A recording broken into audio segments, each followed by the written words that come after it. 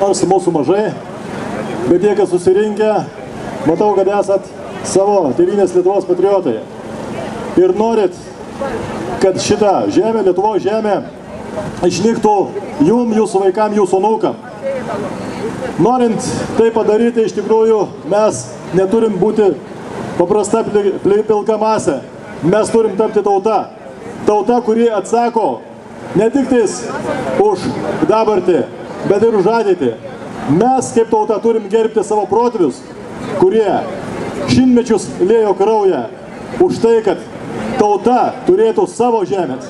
Ir kai mūsų tauta ir jos vadovai buvo didingi ir stiprus, tai Lietuva buvo ne tokia, kokia dabar yra, 65 000 km2, o buvo nuo Baltijos iki Juodosios jūros. Ir paskui dėl nevykusių politikyrių veiksmų Lietuva prijungus prie Lenkijos, įvykus Liublino unijai, Lietuva menko ir nyko.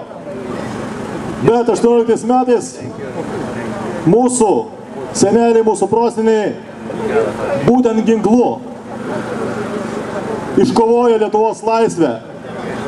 Paskui valdžia taip pat prisnūdo, pradėjo mėgautis įvairiausiais turtais ir 39 metais Lietuva nepasipriešino. Latvija ir Estija taip pat nepasipriešino, kai pasipriešino Suomijai komunistiniai agresijai. Ir Suomija išliko laisvi ir nepriklausomi, o mes 50 metų kentėm jungą.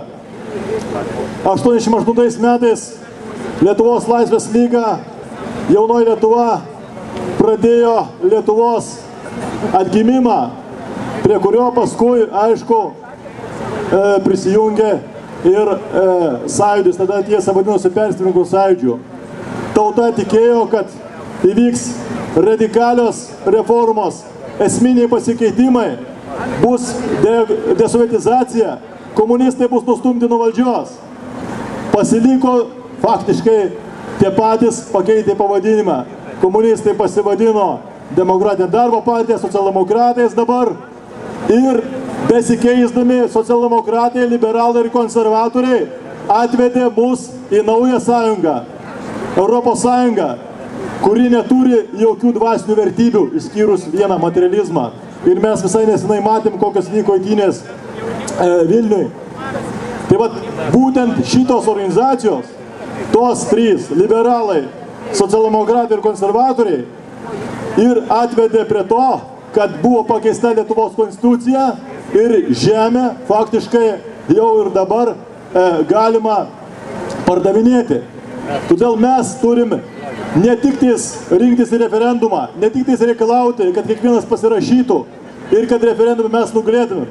Mes turim kovoti už tai, kad Lietuvos valdžioje daugiau niekada nebūtų nei vieno išdaviko, kuris norėtų arba galvotų apie tai, kad Lietuvos žemę galima parduoti svetimiesiems.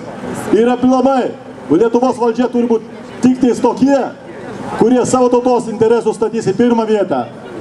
Lietuvių tauta turi turėti savo žemę, nes be žemės nebus valstybės. Jūs puikiai prisimenat, kaip yra dabar Jungtinėse Amerikos valstijose Rusijoje. Yra tautų, kurios turi savo vėliavą, turi savo herbą, net ir savo parsidavišką valdžią, bet neturi savo valstybės. Ar mes lietuviai, kurie šimtmečius turėjom valstybę, taip pat norim palikti be valstybės? Todėl kovokime, kad mūsų tauta būtų tautiška, lietuviška, pilietiška ir kad gyventų savo valstybė, kad mes būtum savo valstybės šeimininkais. Ačiū.